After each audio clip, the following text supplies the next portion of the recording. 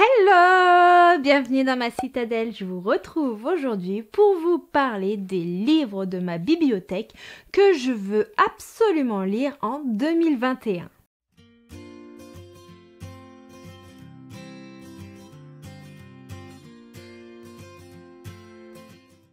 Il y a un livre qui a beaucoup fait parler cette année, Le Faiseur de rêves de Laini Taylor, publié chez les éditions Lumen, qui m'intrigue énormément. Ça fait un petit moment que je l'ai dans ma pile à lire et je me dis qu'il faut absolument que je l'en sorte en 2021.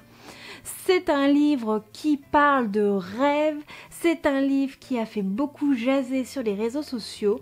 Je ne saurais pas vous dire de quoi vous parle exactement le livre, le résumé, parce que je m'en souviens plus depuis le temps, mais il y a une phrase de la 4e de couverture qui m'intrigue fortement.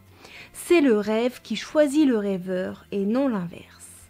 Après, le résumé de la 4e de couverture est assez long, donc je vous avoue que j'ai pas forcément envie de le relire.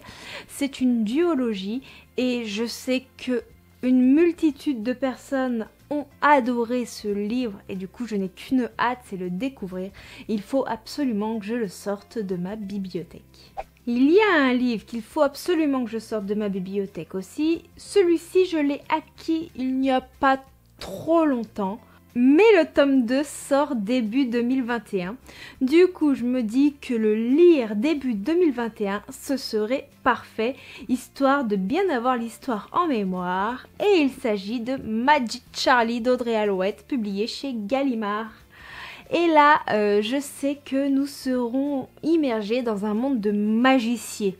Oui, vous avez bien entendu, je dis magicier et pas magicien. C'est l'histoire de Charlie qui apprend que sa grand-mère fait partie justement d'un groupe de magiciens et apparemment elle a disparu si je me souviens bien. Enfin non, elle n'a pas disparu mais elle court un grand danger. Enfin ça se trouve elle a disparu, c'est pour ça qu'elle court un grand danger mais voilà. J'en sais pas forcément bien plus. Et donc, il va partir à l'aventure, il va essayer d'en découvrir plus sur ce monde, de le comprendre, et il va se passer plein de choses étranges. Et je vous avoue que l'univers me fait vraiment penser à Harry Potter, donc franchement, moi ça me tente, hein. Moi je suis une grosse Potterhead, donc voilà. Et puis, comme le tome 2 sort bientôt, je me dis, l'occasion de lire le tome 1, il n'y a pas meilleur moment puisque ça évite que justement j'oublie l'histoire, je serai à fond dedans et je suis sûre que cette lecture va me plaire. Maintenant, nous allons passer à des intrigues de la cour. Une trilogie que je sais que beaucoup ont appréciée, que je n'ai toujours pas attaquée. Et il s'agit de H Princesse de Laura Sébastien, publié chez Albin Michel dans la collection Wiz. Et là, nous sommes dans une histoire de royauté. Nous sommes dans une histoire où une petite fille a vu ses parents décimés. Apparemment, elle était dans la royauté. Et elle va devoir vivre pour celui qui a tué ses parents. Et elle va devoir changer d'identité.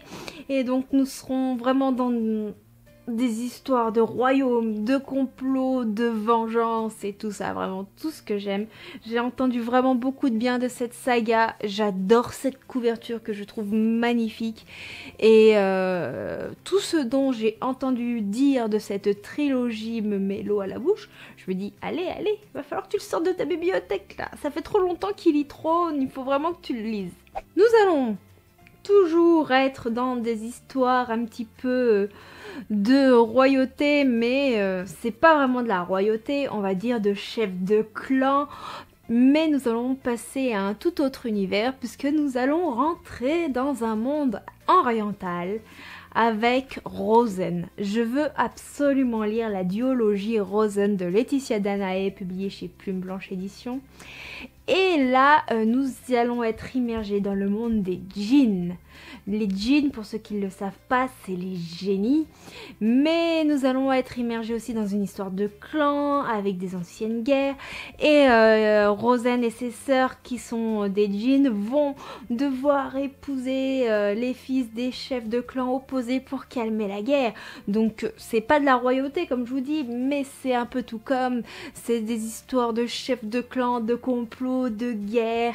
Et nous allons être un peu dans la mythologie orientale, une mythologie que je trouve très peu exploitée et qui m'intrigue énormément. Et j'ai beaucoup entendu dire que cette histoire nous faisait penser un peu à Aladdin, qu'on voyait les djinns vraiment sous un œil différent.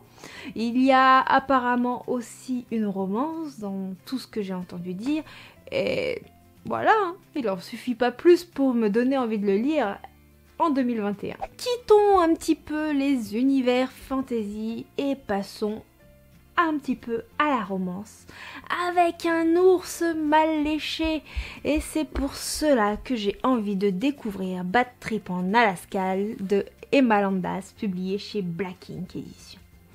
Et là, lui apparemment c'est un homme qu'on qualifierait d'un ours. Un ours vraiment mal léché, un homme au mauvais caractère. Et nous allons avoir Megan, une jeune femme pleine de peps qui va aller en Alaska et qui va s'être confrontée à cet ours mal léché. Et une romance va naître. Et j'ai entendu beaucoup de bien de cette histoire. Je sais que la plume d'Emma Landas, elle est délicieuse, délectable, qu'il y a toujours de l'humour, mais aussi que tous les sentiments inscrits dans ces romances, ils sont forts, ils sont prenants. Du coup, il faut que je le sorte de ma pile à lire pour que je me mette à jour dans ces histoires. Je vais continuer par les livres de la même maison d'édition. Toujours dans de la romance, mais cette fois-ci un peu plus sombre. Une romance que je clarifierai de pas forcément très nette, avec un livre qui me tente énormément. Signer Love, Tu es mon secret, de Clore Smith et de Juliette Pierce. Et donc dans cette histoire, nous allons voir une petite fille qui va devenir orpheline et elle va être adoptée, si je me souviens pas, par Darrow McKenna, qui est un homme richissime et puissant dans l'informatique. Sauf que entre Darrow et la petite fille, je sais plus comment elle s'appelle, je sais même pas si c'est mentionné dans le résumé, et il y a des sentiments qui vont naître, mais des sentiments un peu malsains. Lui, c'est son tuteur, elle, c'est une jeune fille. Je sais pas quel âge elle a dans l'histoire. Et donc, voilà, quoi. Nous serons dans un amour interdit. Et personnellement, j'adore les histoires d'amour interdit. Mais je sais que ça peut en bloquer beaucoup. Et j'ai hâte de voir ce que nous réserve le duo d'autrices qui ont écrit Signer Love et de me faire mon propre avis sur cette romance. Continuons avec les histoires interdites tant qu'on y est. Comme ça, on reste dans le thème. Et j'ai envie de découvrir du coup Love Memories d'Angela Arkin, toujours chez Black Ink. Et là, nous serons dans une histoire de Step Brother. Et j'adore les histoires de Step Brother. Alors parfois je commence à m'en lasser, parfois j'ai des hésitations. Tout dépend de la plume de l'autrice, tout dépend comment l'histoire est mise en œuvre.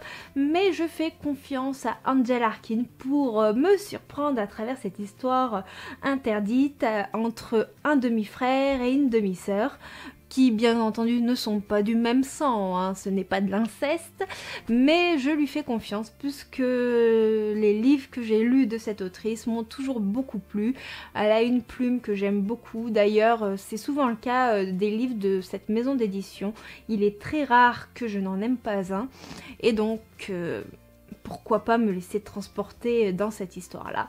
Même si je vous avoue qu'il y a une période, je commençais à me lasser de ces histoires, mais je fais confiance à l'autrice pour me relancer dans ces élans d'histoires interdites entre demi-frères et demi-sœurs. Et là, nous allons repasser chez Plume Blanche Édition avec Lune Ardente de Morgane Rugraff.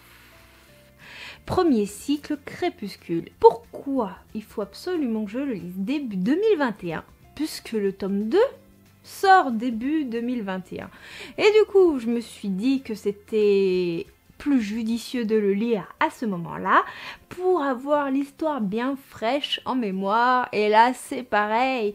Nous allons être dans une histoire fantasy. Il me semble que c'est dans un milieu assez oriental. Je vous dis ça, mais je suis pas forcément sûre. Mais j'ai l'impression que c'est oriental, puisque du coup, ça se passe un peu dans tout ce qui est désert, tout ça. Mais d'un autre côté, il y a Pays de glace et neige éternelle, donc je sais pas trop. Enfin, de toute manière, c'est un monde fantasy, c'est un monde qui a été inventé par l'autrice. Et en gros, Siobhan, elle est une princesse et elle va pactiser avec le roi d'un clan ennemi pour épouser un de ses fils et calmer un petit peu la guerre. Et j'ai hâte de voir ce que ça peut donner. J'ai entendu de très très bons retours et j'adore la plume de cette autrice que j'ai découverte dans une romance double jeu qui a été éditée chez Black Ink. Donc... je lui fais confiance pour m'embarquer dans cette histoire. Je lui fais confiance pour me faire découvrir un univers de fantasy riche, puisque vous savez que la fantasy est un de mes genres littéraires préférés. J'adore ça. J'aime voyager dans des mondes inconnus, avec de nouvelles cultures, même si elles sont complètement inventées, même si l'inspiration vient de cultures déjà existantes, hein, bien entendu. L'inspiration, il faut bien qu'on la prenne quelque part. Et j'ai hâte de découvrir cela.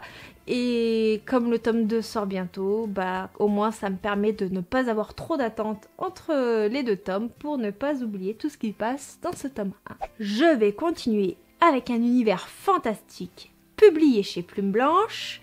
Donc c'est L'Ange déchu de Marion Aubry et c'est l'intégrale. Et là nous allons parler de Lucifer. Je sais que ça n'a rien à voir, mais je suis complètement fan de la série Lucifer. Je suis fan du personnage. Et même si l'histoire de ce tome n'a strictement rien à voir avec la série, et ben quand on m'a dit que ça parlait de Lucifer, je me suis dit, allez, il faut que je le lise. Et donc ça fait pas non plus hyper longtemps qu'il est dans ma bibliothèque, mais à chaque fois que je regarde ma bibliothèque, ce livre me fait de l'œil. Et du coup je me suis dit, il faut que je lise absolument début 2021. Il faut que je sache ce qui se passe, pourquoi Lucifer a été déchu. Et apparemment, il va mener une armée de démons à la rébellion. Il va se passer plein de choses. Et j'aime beaucoup les histoires d'anges noirs, d'anges blancs, enfin, les conflits d'intérêts. Et qu'on voit que tout n'est pas noir et que tout n'est pas blanc, qu'il y a vraiment des nuances de gris, de blanc. Que, enfin, ouais, j'ai envie de me laisser embarquer dans cet univers. Il n'y a pas d'autre mot. J'ai envie de voir comment l'autrice exploite le personnage de Lucifer, qui est quand même un personnage très connu et dont beaucoup d'entre nous sommes fans à travers diverses séries, puisque oui, il est employé. Il est dans diverses séries, ce personnage. Il est utilisé aussi beaucoup dans les films. Et donc... je suis très très curieuse et j'adore cette couverture. Bon, de toute manière, les éditions Plume Blanche, elles ont ce côté éditorial qui fait que souvent les couvertures sont magnifiques, la pagination est magnifique, il y a un travail éditorial qui est juste incroyable.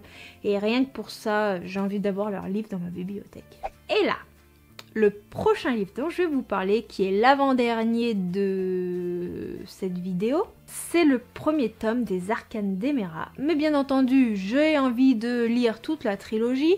Il y a un 4e tome qui va bientôt paraître. Donc c'est de Elina E.C., c'est le tome 1 des éditions Inceptio. Et pourquoi j'ai envie de lire ce livre en 2021? Tout simplement puisque Manon de la chaîne Vibration Littéraire est fan de cette saga. Et parce qu'elle en a tellement bien parlé pendant le live de Noël que j'ai craqué sur la box où justement il y avait les 3 premiers tomes de cette saga et ça parle de la vie après la mort, mais c'est une histoire de vie après la mort qui ne ressemble pas à toutes les histoires dont on a l'habitude dans ce style de thème. Donc j'ai pas forcément envie de relire le résumé puisque je ne veux pas me le remettre en tête, puisque je pense que je ne vais pas tarder à lire cette histoire. Et je veux me mettre à jour, puisque je sais que le tome 4 ne va pas tarder. Et donc, j'ai très envie de voir ça. J'aime beaucoup, moi, les histoires de vie après la mort, mais pas les histoires qui font forcément référence à la religion. Des histoires qui sont complètement illusoires, inventées, des choses qui font planer, des choses qui font rêver, qui nous emmènent dans d'autres mondes, dans d'autres univers. J'aime sortir de cet aspect que l'on connaît religieux. Après, je respecte chacune des religions, il n'y a pas de souci, mais moi quand je lis, en fait, c'est pour souvent m'évader du quotidien.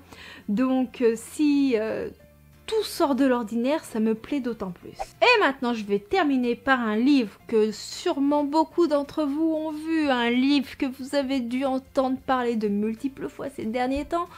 Et je pense que le choix que j'ai fait ne vous surprendra pas, puisqu'il s'agit de Vampiria, la cour des ténèbres de Victor Dixon, publié dans la collection R chez Robert Laffont. Donc, je sais pas si je vous fais l'affront de vous résumer ou pas un peu ce tome. Nous serons à la cour de Louis XIV. Louis XIV n'est pas mort. Louis XIV est devenu un vampire. Et voilà, nous serons à Versailles. Est-ce qu'il faut que je vous en dise plus sur le pourquoi du comment j'ai envie de lire ce livre en 2021? Déjà, c'est une histoire de vampire qui sort complètement de l'ordinaire. J'ai hâte de voir comment Victor Dixon mêle historique et vampirisme. Avouez que les deux thèmes sont quand même assez opposés. Et j'ai hâte du coup de voir comment il a fait évoluer la cour du roi Louis XIV. Nous serons à Versailles. Versailles, c'est un lieu magnifique, c'est un lieu qui fait voyager. Donc comment Versailles va être transformé par le côté sombre, vampirique. Oh là là, franchement j'ai hâte de le savoir. J'ai eu que des bons retours sur ce livre. Et puis bon bah c'est Victor Dixon quoi. Bien entendu, il y a beaucoup d'autres livres que je veux lire de ma bibliothèque en 2021, mais je vous ai présenté ceux qui me faisaient vraiment le plus envie, ceux que je voudrais sortir en priorité de ma palle. Je sais pas si ceux que je lirai en premier en 2021, tout dépendra de mes services presse, de mon mood du moment et tout ça. Mais vous, n'hésitez pas à me parler des livres que vous voulez absolument lire ou sortir de votre pile à lire en 2021. N'hésitez pas à me parler des sorties que vous attendez absolument pour ce prochain début d'année, qui j'espère sera meilleur que l'année 2020. N'hésitez pas à me donner votre avis sur les livres que je vous ai présentés si vous les avez lus. J'ai hâte de savoir ce que vous en avez pensé. Enfin voilà, l'espace des commentaires est là pour que l'on échange et j'ai hâte que l'on puisse le faire. Je vous souhaite une excellente fin de journée, de très bonnes lectures. Je vous fais de gros bisous et je vous dis à bientôt. Ciao ciao!